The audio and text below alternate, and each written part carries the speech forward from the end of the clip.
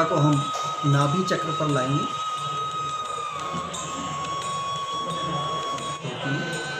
ये ऊर्जा का मूल स्थान है। भारतीय स्टेट बैंक के रीजनल मैनेजर आदरणीय श्री कमलेश जी वर्मा सर हमारे साथ हैं। सर, शंख हीलिंग की मैं प्राकृतिक ऊर्जा, योग, प्राणायाम और इनके बारे में आपके विचार जानना चाहूँगा।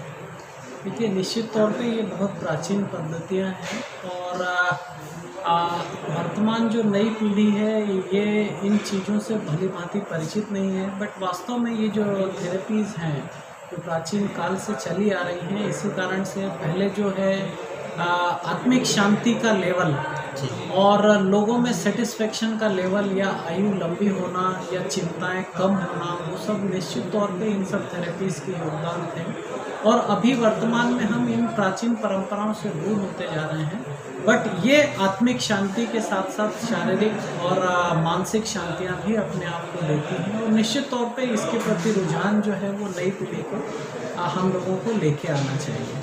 तो सर, आप क्या करते हैं? इतना आप वर्कलोड के बीच में आप काम करते हैं, तो आप किस तरह से अपने आप को सकारात्मक रखते हैं और कैसे ऊर्जावान रखते हैं, उसके बारे में हमको बताएं। देखिए, एक तो स्ट्रेस मैनेजमेंट जो है वो आज के जो वर्तमान में भागदौड़ वाली जो ज़िंदगी है, इसमें अपने आप को एक वर्क लाइफ बैलेंस ज़रूर उनको करना चाहिए।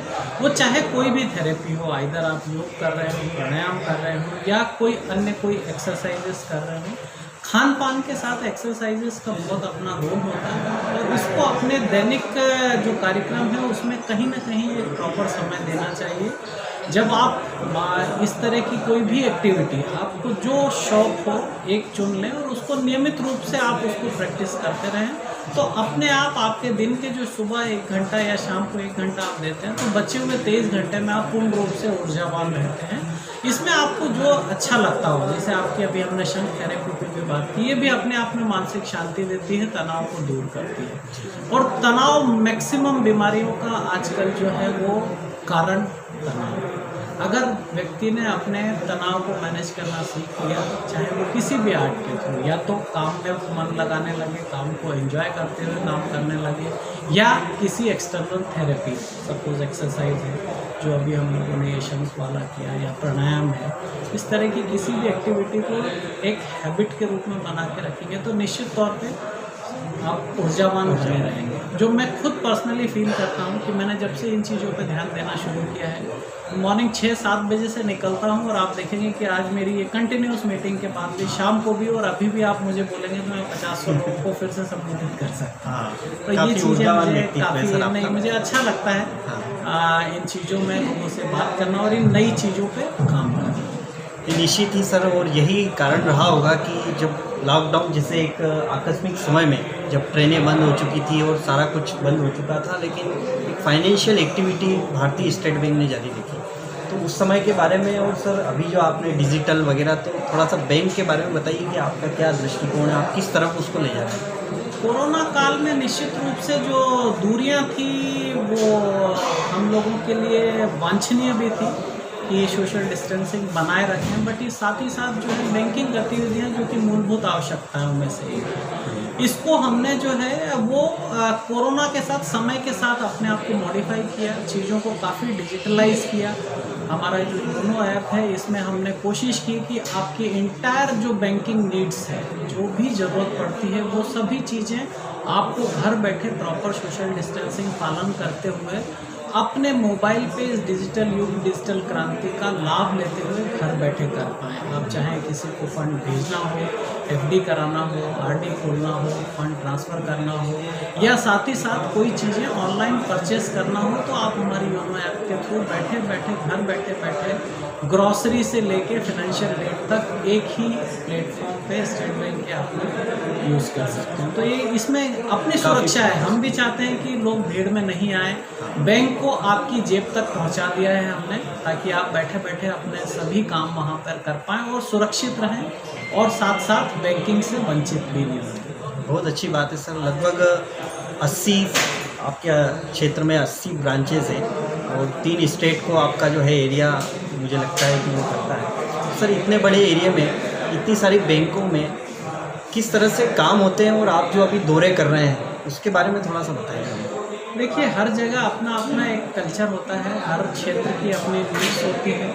बेसिकली जो है हमारे पास अभी रूरल बैंकिंग ज़्यादा है, और रूरल में ग्राहकों का रुझान जो है वो ट्रेडिशनल बैंकिंग की तरफ, जो लाइन में लग के काम कराना, लाइन में लग के पैसे जमा करना, लाइन में लग के निकालना, लाइन में लग के लोन लेना, मतलब हर चीज़ों को जो बैंक में जाके करना। क्योंकि टियर 1 सिटीज़ जो बड़े शहर हैं वहाँ तो अब कस्टमर्स में डिजिटल पे काफ़ी रुझान आ गया है। बट अब जो हमारा दायित्व है कि टियर 2 और टियर 3 सिटी जो हमारे ग्रामीण क्षेत्र हैं या सेमी अर्बन क्षेत्र हैं, इनमें ग्राहकों को डिजिटल के प्रति जागरूक करें।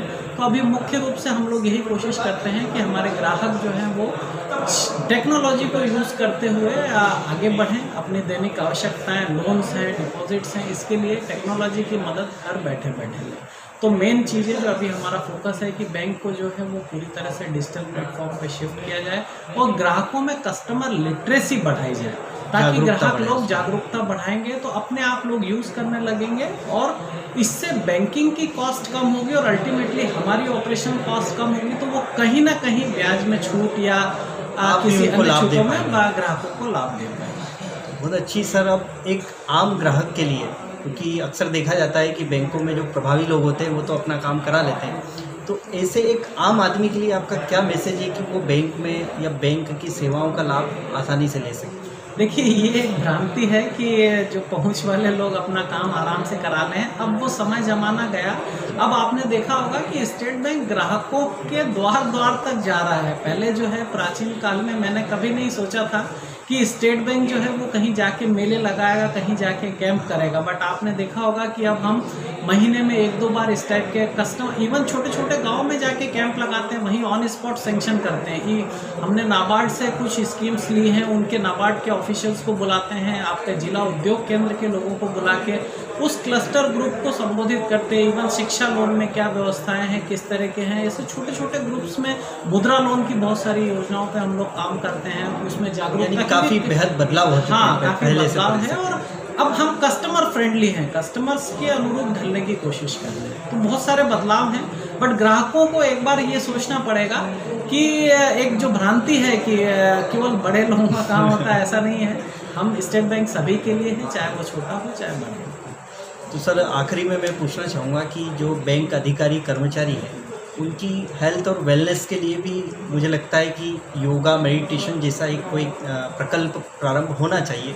लगभग सभी को इस तरह की सुविधाओं का लाभ मिलना चाहिए, क्योंकि आपके काफ़ी अधिकारी कोरोना से प्रभावित हुए हैं। हाँ, तो आप जनता की चिंता करते हैं, तो हमें भी आपकी चिंता नहीं चाहिए।